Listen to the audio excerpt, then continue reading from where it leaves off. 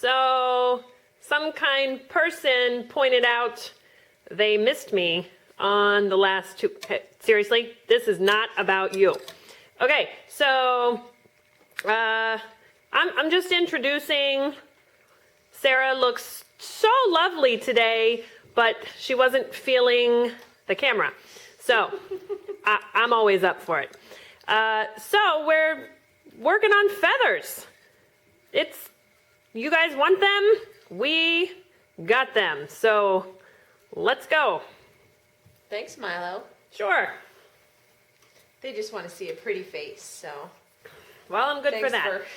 Thanks for filling in for me.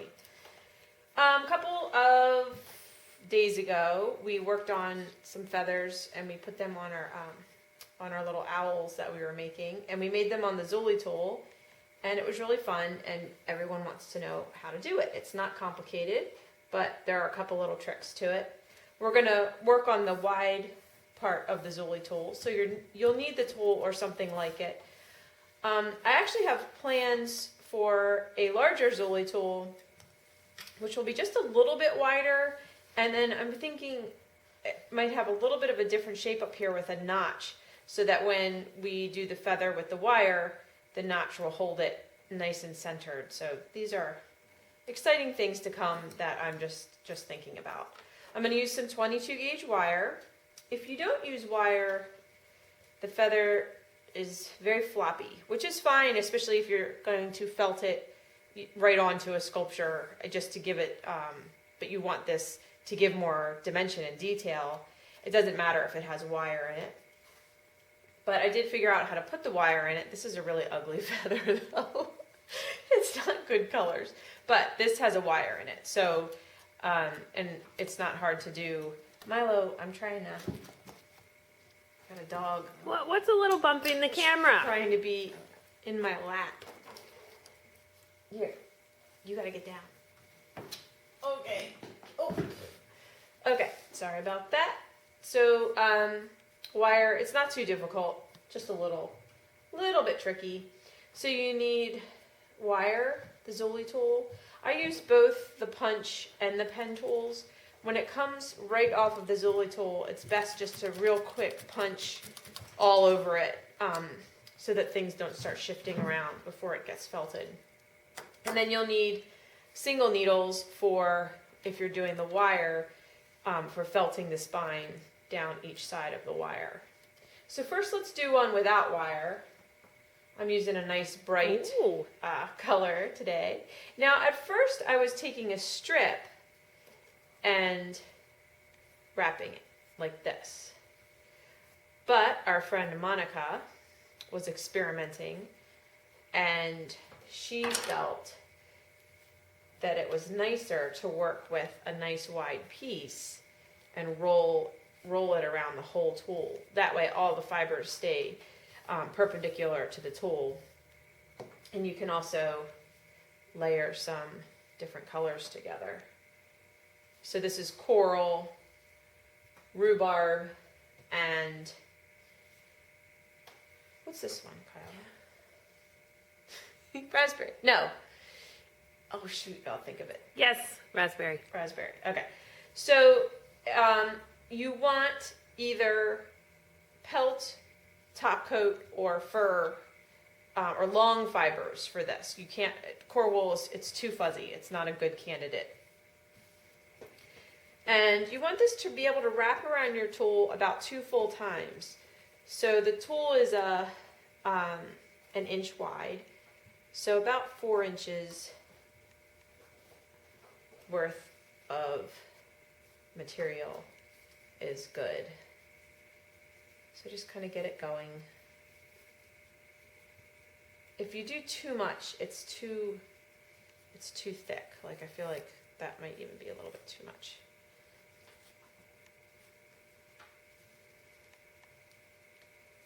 Okay, so then you have your tool nice and evenly wrapped. I know, so pretty. You slide it out. This is the non-wire version. And then this is the part where I said it's good just to punch it. And as I'm doing that, I'm not letting it splay or spread out. I'm kind of holding it all together. This process is a little bit hard on your felting surface because you're just constantly felting into the felting surface. But make sure that you lift your piece up. Oh, see? Okay, so I just pulled it apart a little bit there. So I'm just going to pull that off. I don't want to break in it. Now I'm going down the other side. Just trying to get it starting to stick together. So be really careful when you lift it off your surface. And then I'll just make the spine. I'm going to go ahead and use off-white core because the core wool will help. Since it felt so well, it'll help this all hold together. I'm twisting it a little bit to make it nice and skinny. I guess you could use a little thin piece of yarn there too. And just go right down the center. Could have done a better job there. Just lots of felting on this. So without the wire, you can use your tool the whole time and not worry about stabbing anything. It's really fun that, I mean, you could get really detailed with a little white stripe in there, or, you know, really detailed color variations. I'm not going to worry about a spine on the other side. Guess you could do that too. And then to make it look a little more feathery, you take your snips, some really sharp scissors, and you can shape the end. And then you can either just trim off the rounded, I'll do one side one way and one side the other way. I'm just trimming off the rounded edge just to give it a little bit more of a sharp edge there. But if you really want to preserve every bit of length, and actually you could even make, if you wanted to make this feather a little wider, you could cut down the loop just off the, let's try this. First I'm going to trim some off, and now I'm going to cut down this loop. And I'm just going to tilt my scissors around to the far side and see if it'll make the fringe a little wider.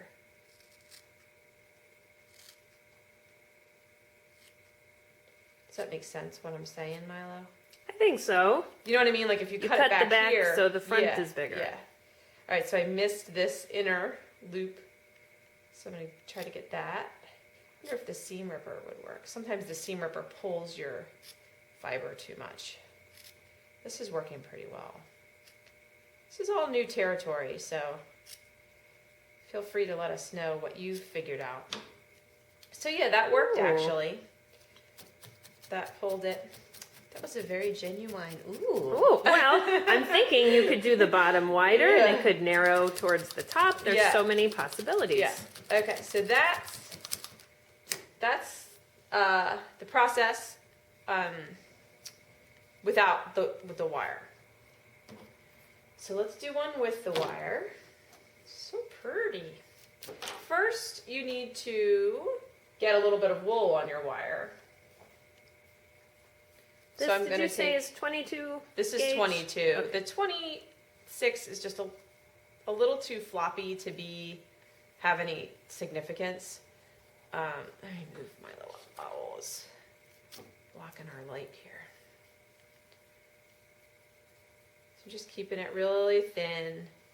Getting some wool on here so that when it gets embedded in the wire, in the feather material, it's got something to stick to. And then I just want to fold this end over.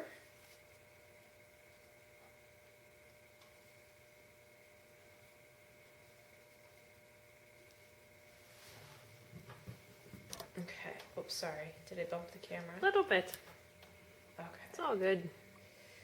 Now, if we had the notch in the tool, which we're going to have, I would just kind of bend it down into the notch so that it stayed nice and straight in here. this end I haven't figured out. I think you just sort of have to hold it. But since we don't have the notch, we're just gonna try to center it the best that we can. I don't know if you have any brilliant ideas for that. But let me lay my wool out. I'll just do the same color. Use a little bit of this that I tore off.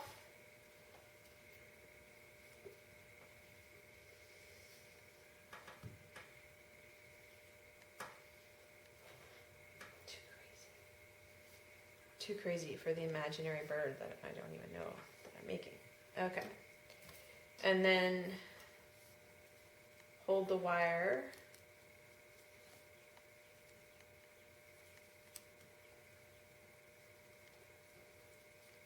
And then just roll it. And I can feel it, the wire in there. You can feel where it is.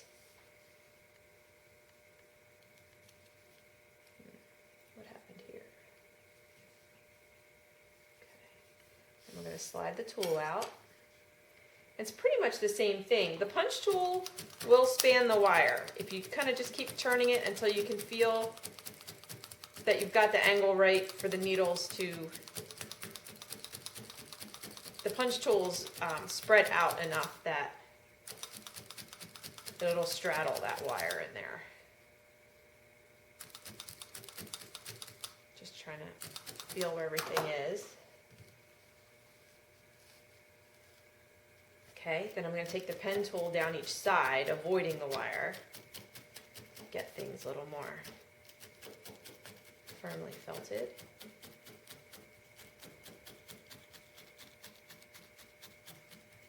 The scissors at the end are a good way to, really shape what you're doing. Let's hit the other side.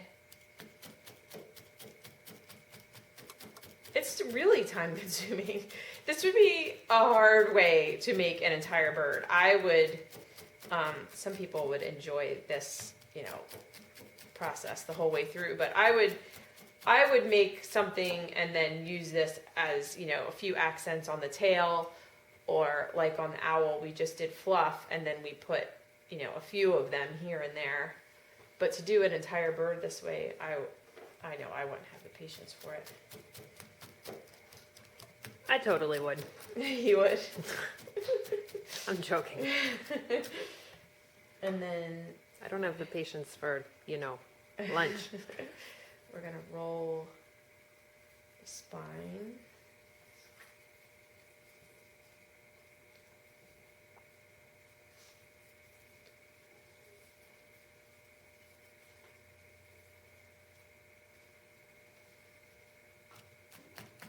Ooh. And now I'm kind of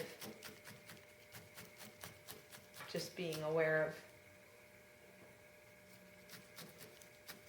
where that wire is by tapping gently, so that if I hit it, now I feel like it must be off center because I'm not hitting it at all. No, it's still in there.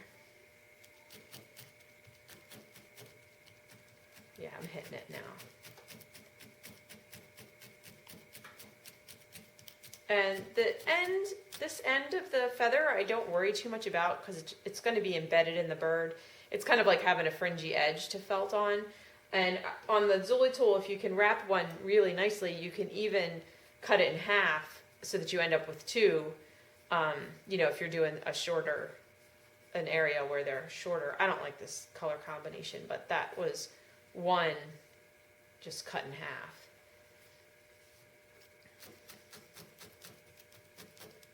Okay, so after you've felt this for a bit, probably a little bit more than I'm doing here, then you want to, let me do this one more time.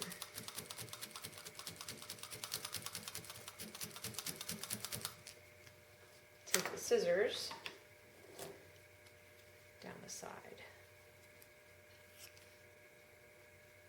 I'm going to do that again. I'm going to go just a little bit farther around the turn here and see if I can't get this to look a little larger than it is.